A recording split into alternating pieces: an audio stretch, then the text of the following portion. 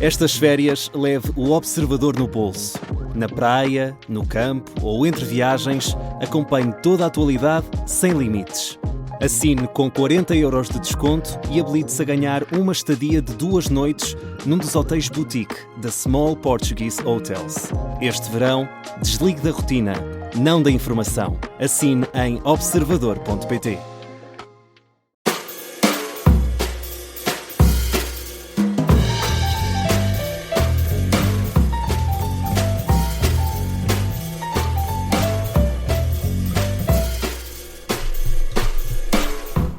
Bem-vindos ao Sofá do Parlamento. O país político está praticamente a ir de férias. O debate do Estado da Nação está marcado até ver para esta quinta-feira.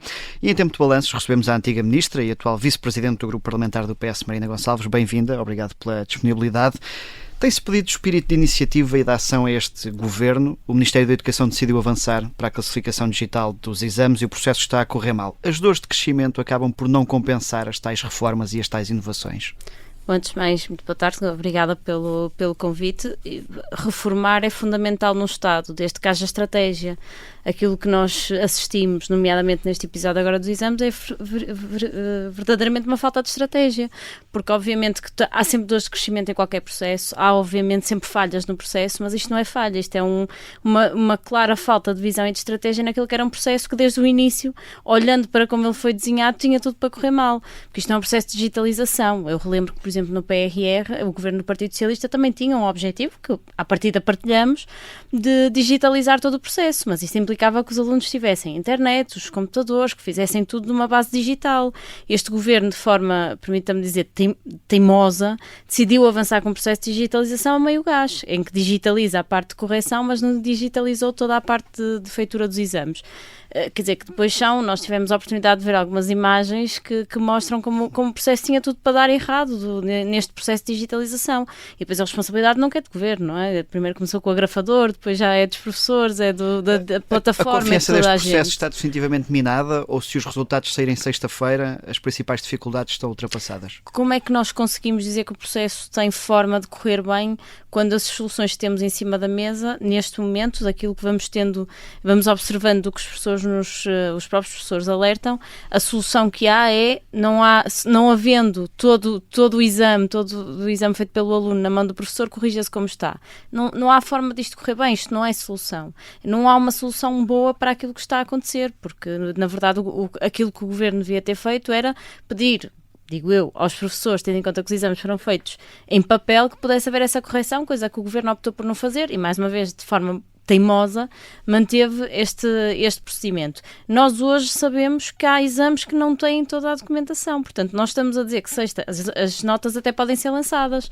Agora os pais e os alunos têm todo o direito de reclamar e de pedir a revisão das provas, porque muito provavelmente a maioria delas não tem a informação toda. E, portanto isto não é um processo que possa correr bem. Não correu bem e não vai acabar bem certamente. Sexta-feira só pode abrir uma nova fase de problemas, digamos assim. Exatamente. Nós vamos assistir, admito que da parte do governo vai ser o passar culpas para os professores, porque agora é a fase da revisão da prova, portanto já passa para as escolas e é passar o ónus para terceiros por um erro, por uma clara falha de estratégia por parte do governo desde o primeiro momento. O PS já admitiu que uma comissão parlamentar de inquérito pode ser inevitável. Que esclarecimentos é que podem evitar a utilização deste instrumento? Nós nesta fase ainda estamos não temos a informação toda em cima da mesa. Vamos todos os dias assistindo a novos erros, vamos assistindo a novas informações e esclarecimentos por parte da educação aos professores, o que torna o processo até para quem tem esta função de corrigir completamente difícil de ajustar e de concretizar e, portanto, nós precisamos da informação toda, é preciso chegar ao fim do processo, perceber como é que as notas são lançadas, perceber se efetivamente há uma garantia que é dada de que a informação de todos os exames têm toda a informação e que os professores tiveram essa capacidade de olhar para todos os exames, coisa que eu duvido, e aí sim tirar conclusões, ou seja, se o processo chegarmos ao fim e percebermos que foi possível corrigir com apesar dos problemas todos e das falhas que essas já são inevitáveis, mas se na sexta-feira nos disserem está foi tudo feito de forma correta, Pois bem, não há esclarecimentos a prestar. Eu tenho sérias dúvidas, tendo em conta aquilo que ainda hoje ouvimos, esclarecimentos são prestados e a preocupação que as pessoas nos vão transmitindo face às orientações do não havendo folhas, eles ainda estão a ver nos ficheiros, não é? Ver se as encontram perdidas lá no meio, mas uma pessoa acaba por brincar um bocadinho, mas é um tema demasiado sério para este amadorismo todo. Mas, quer dizer, tenho sérias dúvidas que este processo chegue ao fim de forma regular e, obviamente, que nós temos que usar os vários instrumentos que temos. Está previsto não é o ministro, aliás... tentativa de desgastar o governo à boleia deste caso, como a CPI.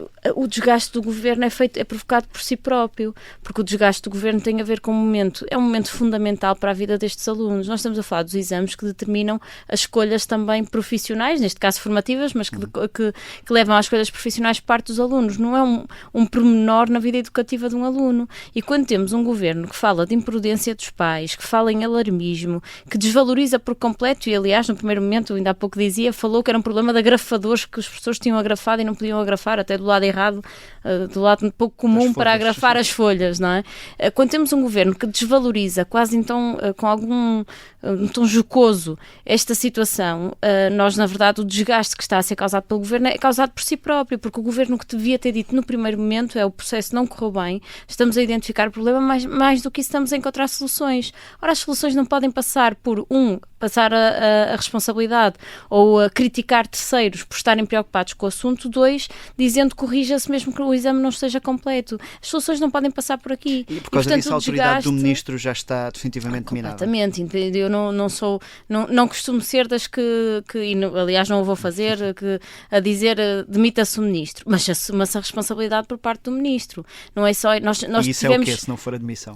Eu não estou... Porque nós acabamos sempre nessa conclusão. Só que eu acho que ser ministro é também ser ainda mais responsável por aquilo que se faz e ter a capacidade de assumir a responsabilidade. E desde o primeiro momento tivemos um ministro que, como dizia, que não assumiu a responsabilidade. Tivemos agora um pedido de desculpas por parte do ministro, mas em todo este processo ele conseguiu atirar a toda a gente, menos assumir para si aquela que foi a decisão política, porque isto tudo decorre de uma base que foi a decisão política que tomou. E eu não estou a dizer que se deve demitir ou não se deve demitir, acho que não me cabe a mim sequer aqui dizê-lo, agora que essa avaliação deve ser feita por quem falhou redondamente naquela que é um papel central para a vida dos alunos, que foi o Ministro da Educação. Pois bem, eu acho que ele deve fazer essa avaliação, mas eu como acho que como nós temos de ser responsáveis pelos nossos atos e devemos ser nós a fazer essa avaliação, aquilo que eu espero é o conselho que dou é que o próprio Ministro faça a avaliação se tem condições para se manter e tendo como é que gera melhor, um bocadinho melhor do que fez até agora, porque até agora foi mesmo um desastre. Aqui não só na questão dos exames, e há pouco já aflorou um bocadinho isso, o PRR reforçou os governos a avançarem com mudanças mesmo sem estarem preparados?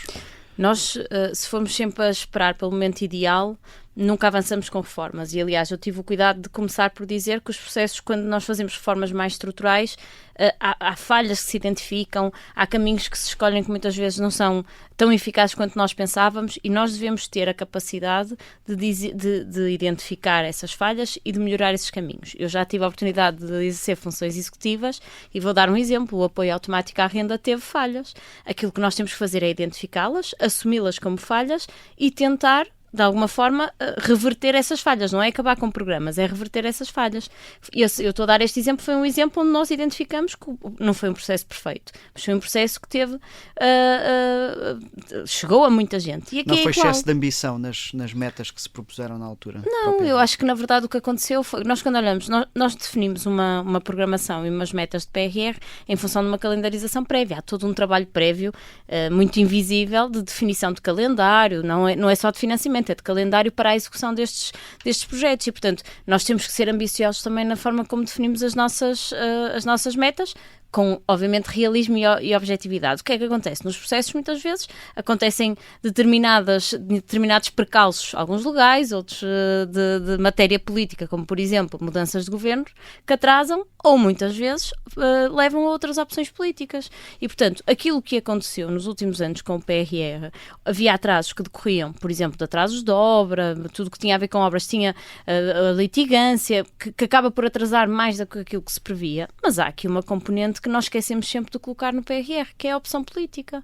E a habitação, por exemplo, é uma dessas áreas. Houve uma opção política de abdicar à partida de determinados investimentos que pela calendarização ainda era possível fazer. E digo isto porque conheço e, portanto, posso dizê-lo com realismo, sabendo que é assim.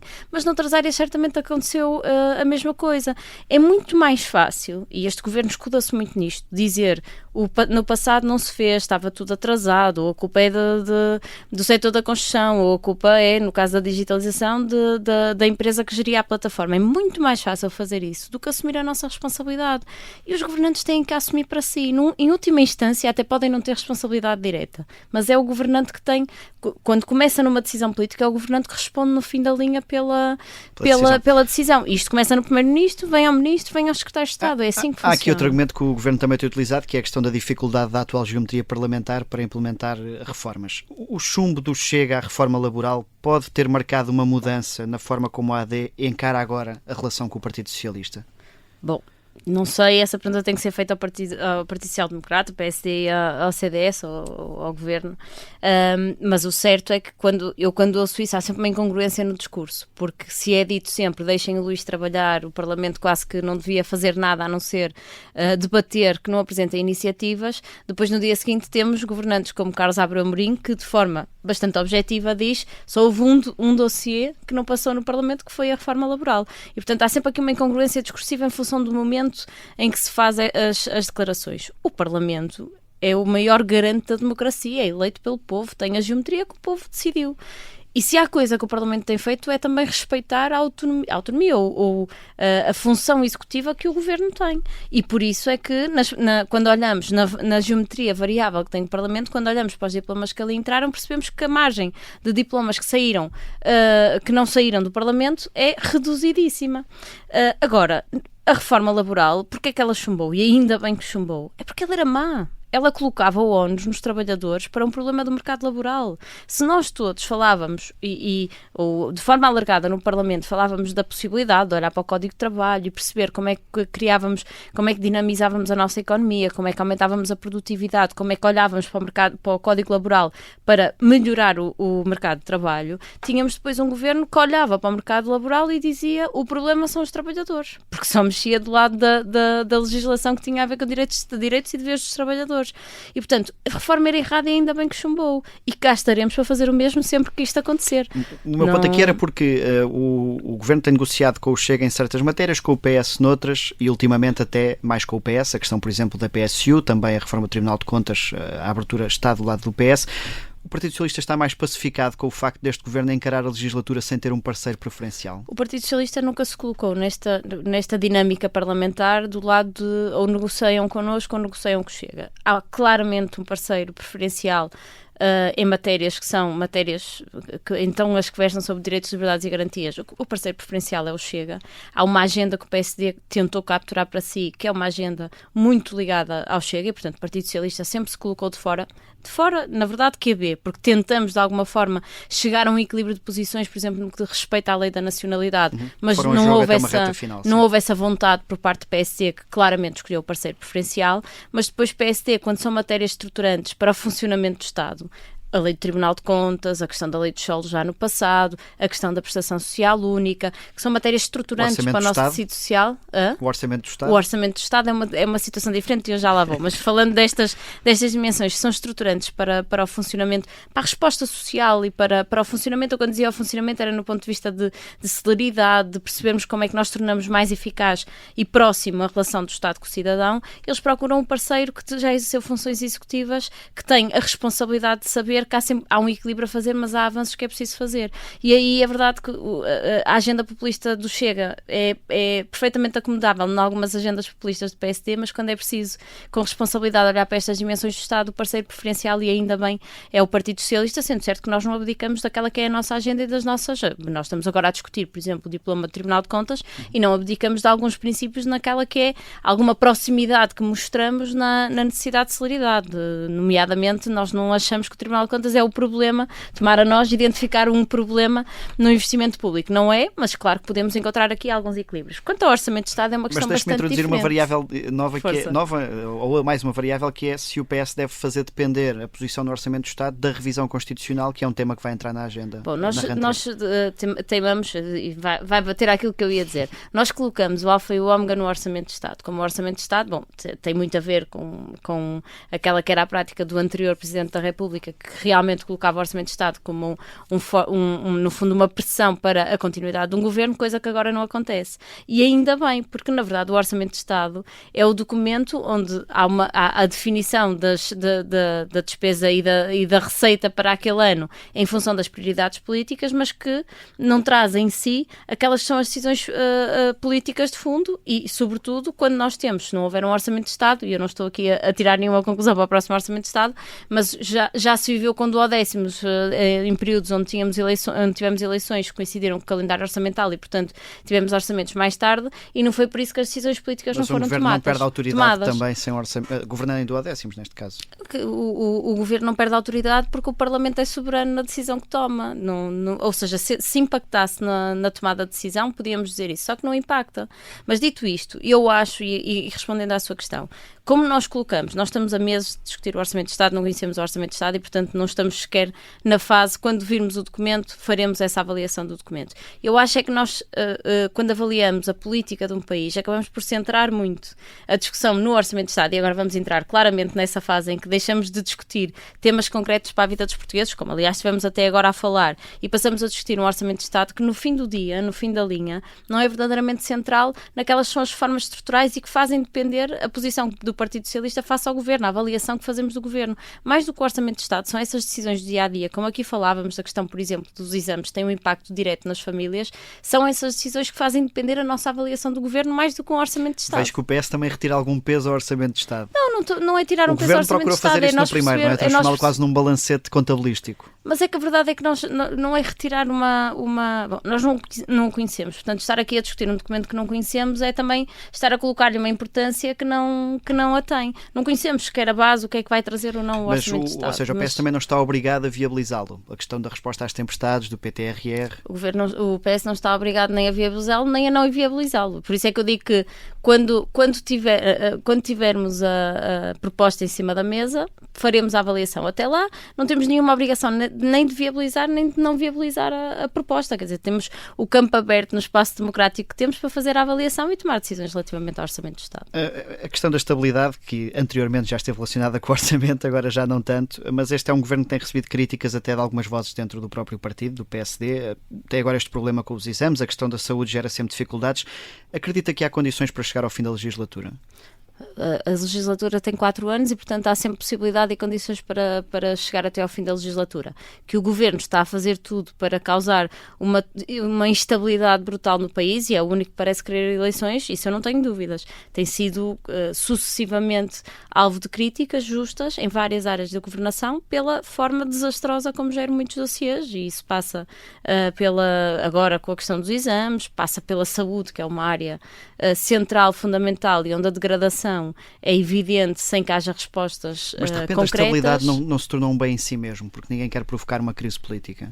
Mas ninguém fala, eu acho que nunca ninguém quer criar uma crise política. A crise política vai-se criando em função do momento onde é inevitável que ela aconteça. A crise política que tivemos e que nos levou a eleições foi provocada apenas por uma moção de confiança apresentada por quem? Pelo Governo. Portanto, quem tem provocado as crises políticas, quem provocou à data, aliás, a crise política, é precisamente aquele que agora parece querer construir uma nova crise política. Aliás, nós tivemos as jornadas parlamentares do PSD na semana passada e tivemos um ministro a levantar novamente o véu, o ministro da Defesa levantou novamente o véu de uma nova crise política. Portanto, quem levanta todas, a não ser que sempre que se critica um processo do Governo, estejamos numa crise política para este Governo, que também pode ser isso, pronto, não sabem viver com a crítica e com os erros e com a responsabilidade. Esta última parte eu sei que não sabem, mas pelo menos que com a crítica que saibam viver em democracia, mas a não ser que seja isso, os únicos que falam de crise crise política e que trazem o fantasma de novas eleições são os partidos que sustentam o governo. Acha que o PS conseguirá resistir à tentação de provocar eleições se as sondagens começarem a ser